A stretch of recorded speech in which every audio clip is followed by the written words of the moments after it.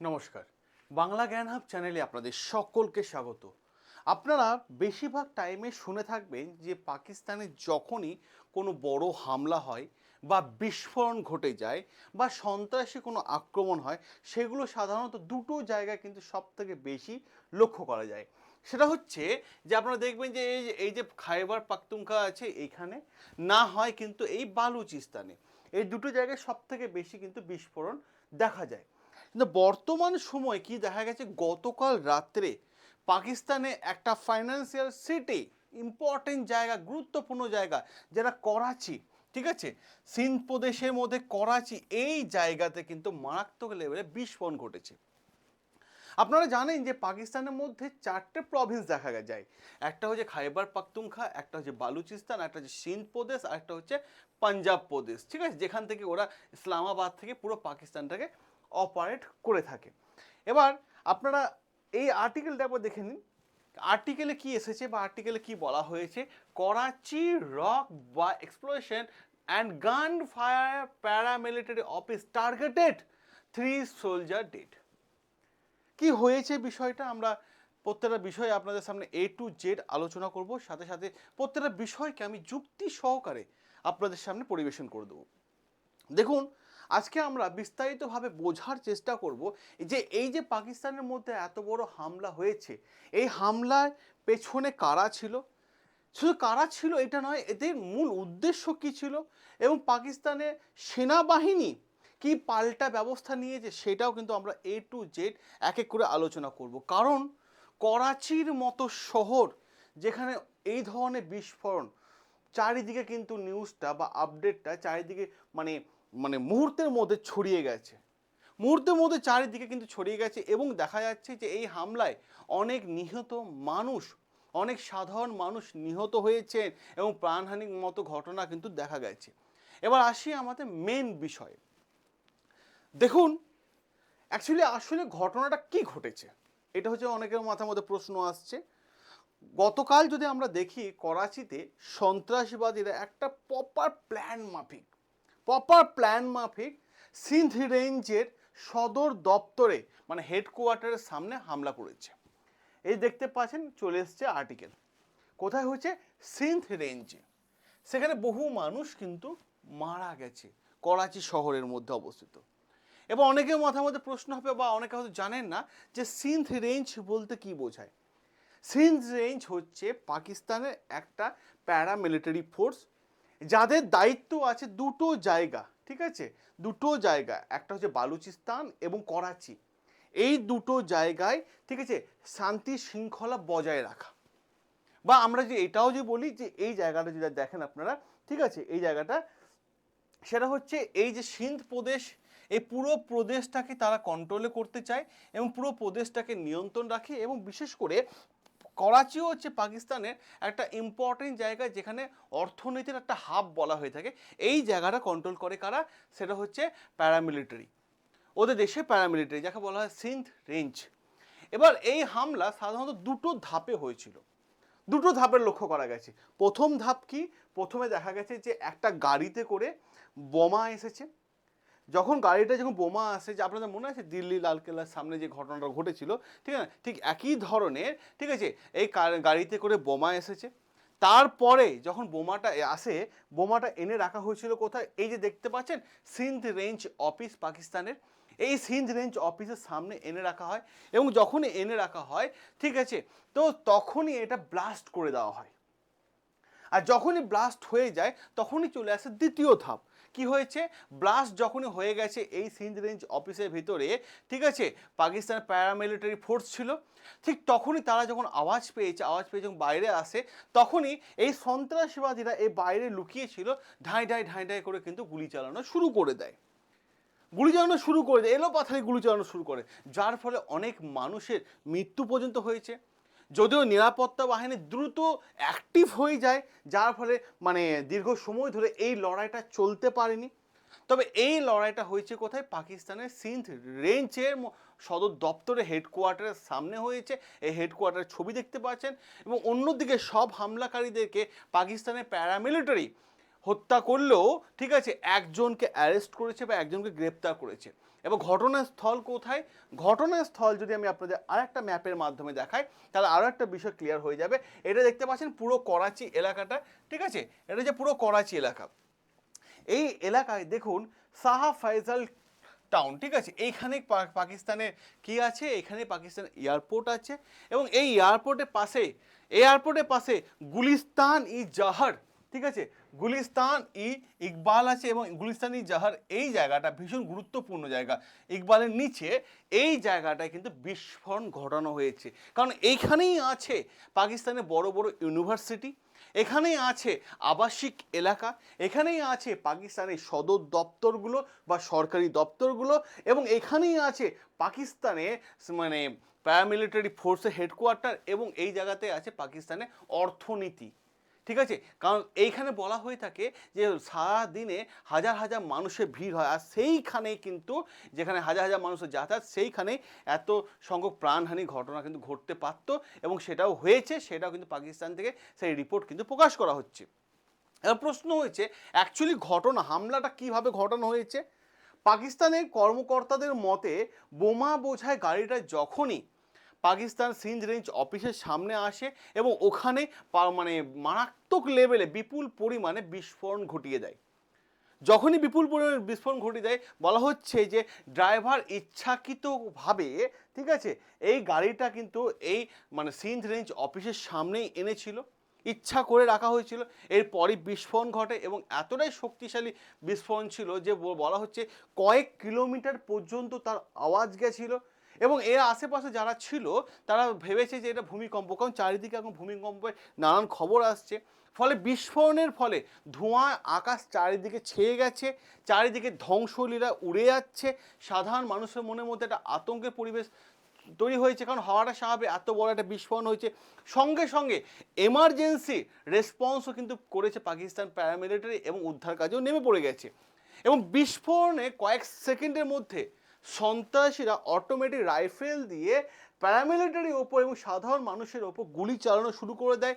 চারিদিক থেকে বিশৃঙ্খলা পরিবেশ তৈরি হয়ে যায়, চারিদিক থেকে একটা আতঙ্কের পরিবেশ তৈরি হয়ে যায়। এবার প্রশ্ন হচ্ছে এই জায়গায় যে কেন এই জায়গাটা চয়েস করেছে সন্ত্রাসীরা, এবং কেন এখানে গুলি চালিয়েছে, এবং তাদের মূল উদ্দেশ্য কী ছিল। দেখুন, সন্ত্রাসবাদীদের মূল উদ্দেশ্য ছিল যে সিন্ধ রেঞ্জ অফিসের সামনে যদি তারা হামলা করে তাহলে সেই খবরটা দ্রুত গতির সাথে কিন্তু চারিদিকে ছড়িয়ে পড়বে, ঠিক আছে? এবং যখনই হামলা করবে সিন্ধ রেঞ্জ অফিসের ভেতরে তারা প্রবেশ করবে, এবং এখানে যত মিলিটারি ফোর্স ছিল তাদেরকে সবাইকে হত্যা করার প্ল্যান হয়তো ছিল, এবং কিছু মানুষকে হয়তো তারা মানে অ্যাটাক করবে, নিজের জিম্মায় রাখবে, এবং দীর্ঘ সময় ধরে বন্দুক মানে যুদ্ধ চলতে থাকবে, এবং যাতে মিডিয়ার নজরে আসে। কিন্তু খেলা কি হলো, সঙ্গে সঙ্গে পাল্টা অভিযান চালানো হলো, এবং 15 মিনিটের মধ্যে পুরো হামলাকারীদের নিষ্ক্রিয় করে দিয়েছে যারা পাকিস্তান সরকার, এবং জানিয়েছে সেটা। এবার হামলার পর কি হয়েছে, এই হামলার পর আশেপাশে যত রাস্তাঘাট ছিল সমস্ত বন্ধ করে দেওয়া হয়েছে, সাধারণ মানুষকে নিরাপদ স্থানে সরিয়ে আনা হয়েছে, এবং হসপিটালে এমার্জেন্সি অ্যালার্ট জারি করা হয়েছে।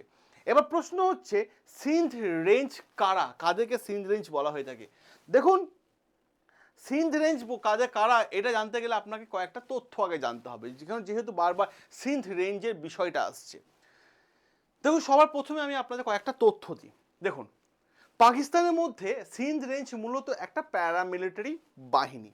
ভারতেও যেমন বিভিন্ন বাহিনী আছে, সেরকম পাকিস্তানের একটা প্যারামিলিটারি বাহিনী। যদিও তারা নিয়মিত সেনাবাহিনীর অংশ নয়, কমপ্লিট সেনাবাহিনী নয়, তবে সেনাবাহিনীর সঙ্গে থেকে যৌথভাবে তারা কাজ করে থাকে, এদিকে বলে সিন্ধ রেঞ্জ। এরা সাধারণত দুটো শাখায় হয়ে থাকে বা দুটো জায়গায় দেখা যায়।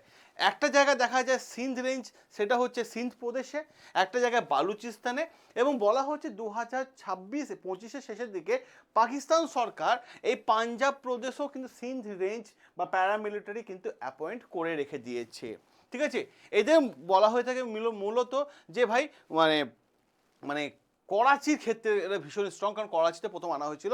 করাচি যাদের সবসময় শান্ত থাকে তার জন্য সিন্ধ রেঞ্জ বা প্যারামিলিটারি তারা কিন্তু তো তৈরি করেছে, যাদের প্রধান দায়িত্ব হচ্ছে যে টেররিজম যদি অ্যাটাক হয় বা টেররিজম যে অ্যাটাক করে কাউন্টার অ্যাটাক করা, আরবান শহর এলাকাগুলোতে সিকিউরিটি শান্তি বজায় রাখা, সাথে সাথে বর্ডার ম্যানেজমেন্টে ঠিকঠাক মতো কাজ হচ্ছে কিনা সেসব দেখভাল করা, এবং অ্যান্টি স্মাগলিং অপারেশন চালানোর জন্য এই সিন্ধ রেঞ্জ থেকে এরা ব্যবহার করে থাকে।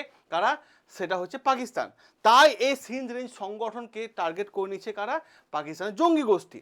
এবার প্রশ্ন হচ্ছে এই জায়গায় কেনই বা সিন্ধ রেঞ্জ অফিসের সামনে টার্গেট করা হলো বা আক্রমণ করা হলো? এর পেছনে কিন্তু কারণ রয়েছে, বেশ কয়েকটা কারণ।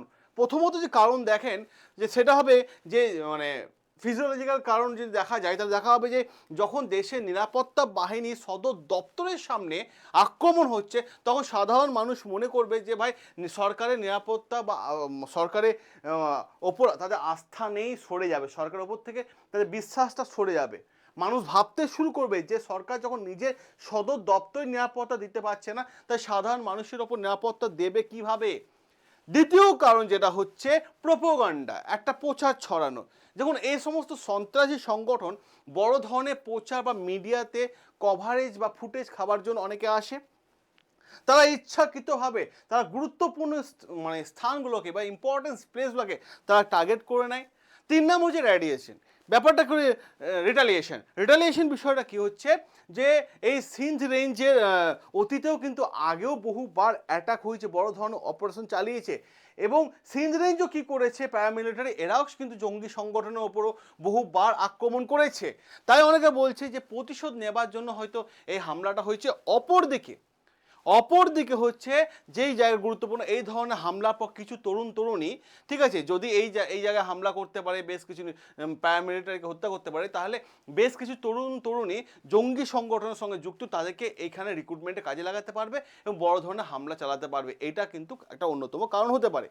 এবং এই হামলার দায় কারা স্বীকার করেছে তার আগে আমি আপনাদের সামনে একটা বিষয় এনে দিই। দেখুন বর্তমান সময় হচ্ছে এআই এর যুগ। আপনারা যারা এআই শিখতে চাইছেন, এআই আর্টিফিশিয়াল ইন্টেলিজেন্সি, তাদেরকে আমি রিকোয়েস্ট করব যারা এআই শিখতে চাইছেন তারা অতি অবশ্যই এই ভিডিও কমেন্ট বক্সে যান, এআই ব্যাচের লিঙ্ক দেওয়া আছে। দেখুন যুগের সঙ্গে তাল মিলিয়ে চলতে হবে। আপনি আপনার সন্তানের ভবিষ্যতের জন্য উচ্চশিক্ষিত করেছেন, তাকে যখন ইচ্ছা চেয়েছে মোবাইল বা ল্যাপটপ যা খুশি জামা কাপড় দিয়েছেন, ঠিক আছে, এবার তাকে একটা ভবিষ্যৎ উপহার দিন, ঠিক আছে। এই ভিডিও কমেন্ট বক্সে চলে যান, এআই ব্যাচের লিঙ্ক দেওয়া আছে। আসি আমাদের মেন জায়গায় যদি আমরা দেখি গুরুত্বপূর্ণ জায়গা, এই হামলার দায় কারা স্বীকার করেছে? এই হামলার দায় স্বীকার করেছে পাকিস্তানের একটা অন্যতম জঙ্গি সংগঠন যার নাম হচ্ছে জামাত উল আহরার। এরা একটা জঙ্গি সংগঠন যারা পাকিস্তানের নেটওয়ার্কের মতো চারিদিকে ছড়িয়ে আছে এবং বিভিন্ন পাকিস্তানের মধ্যে বিভিন্ন ছোট ছোট জঙ্গি সংগঠনগুলো আছে, তাদের সাথে কানেক্টেড জঙ্গি সংগঠন। কারণ জামাত উল আহরার সম্পর্কে আমি যদি বলি, এই সংগঠনটা তৈরি হয়েছিল 2014 সালে, মূলত মানে টিটিপি, তেহরিকি তালিবান পাকিস্তান, ঠিক আছে, এই তেহরিকি তালিবান পাকিস্তান যে জঙ্গি সংগঠন ছিল সেই জায়গা থেকে কিন্তু এরা বেরিয়ে এসে জামাত উল আহরার বলে একটা জঙ্গি সংগঠন তৈরি করেছে। এটা হচ্ছে তারই একটা অংশ।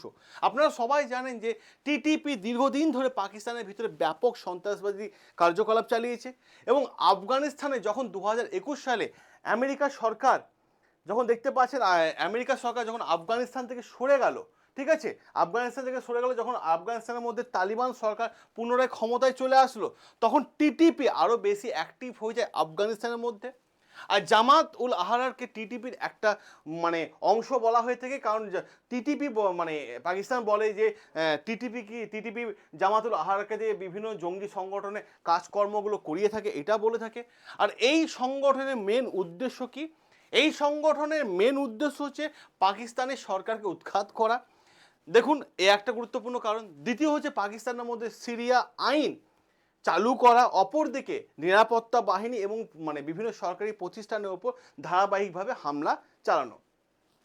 এবার প্রশ্ন হচ্ছে এই সমস্ত জঙ্গি সংগঠনগুলোতে পাকিস্তান অলরেডি আগে থেকে পুষে রেখেছে, পুষে রেখেছে। কারণ প্রশ্ন হচ্ছে এই জায়গাটা হয়ে যায় যখন দীর্ঘদিন ধরে পাকিস্তান যখন মানে সন্ত্রাসবাদীগুলোকে পুষে রাখে, তখন এখন নিজে কন্ট্রোল করতে পারছে না, তাই তার হাত থেকে বাঁচার জন্য পাকিস্তান কি করে, এই ধরনের খবর যাতে ইন্টারন্যাশনাল জায়গায় না পৌঁছায় তার জন্য মানে জ্যামার বসিয়ে নেটওয়ার্কটা জ্যাম করে দেয়।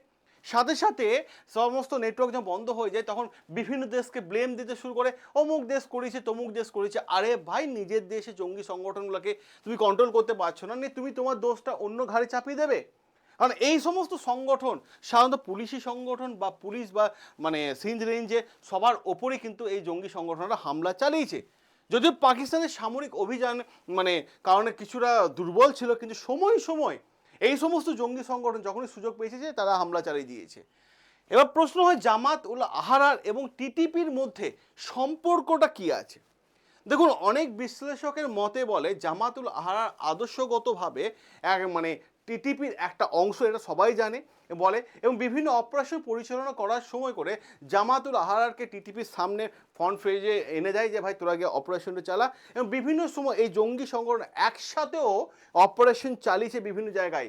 ঠিক আছে, এই হচ্ছে তাদের সম্পর্ক। কিন্তু 2021 সালে পর থেকে পাকিস্তানে যত বড় জঙ্গি হামলা হয়েছে তার বেশিরভাগই পাকিস্তান দাবি করে যে টিটিপি এবং তাদের ছোট ছোট যে সমস্ত সংগঠন আছে তারা যৌথ উদ্যোগে কিন্তু এই হামলা চালিয়েছে। কিন্তু প্রশ্ন এই জায়গায় যে টিটিপিকে নিয়ে বিভিন্ন দেশ জঙ্গি সংগঠন বলে দাবি করেছে, ঠিক আছে, যে টিটিপি উৎপত্তি হয়েছে পাকিস্তান থেকে, সেই পাকিস্তান সরকার এখন অস্বীকার করে যে ছোট ছোট জঙ্গি সংগঠনগুলো নিজেরাই তৈরি করে, এখন তারাই অস্বীকার করে। বরং পাকিস্তান কি করে যে নিজেদের জায়গায় যে খাইবার পাখতুনখা, যে পাকিস্তানের একটা অন্যতম গুরুত্বপূর্ণ প্রভিন্স যেখানে সবসময় এখানকার সাধারণ মানুষরা ডিমান্ড করে থাকে যে ভাই আমরা পাকিস্তানের সাথে থাকবো না, ঠিক আছে, সেই খাইবার পাখতুনখা থেকে পাকিস্তান সরকার কি করলো, বায়ুসেনা পাঠিয়ে বেশ কিছু সাধারণ মানুষের ওপর বম ব্লাস্টিং শুরু করে দিল। কারণ পাকিস্তানের মধ্যে আওয়াজ উঠে গেছে খাইবার পাখতুনখা, বালুচিস্তান এবং সিন্ধ প্রদেশ এরা সবাই ডিমান্ড করেছে যে ভাই তারা পাকিস্তান সরকারের সঙ্গে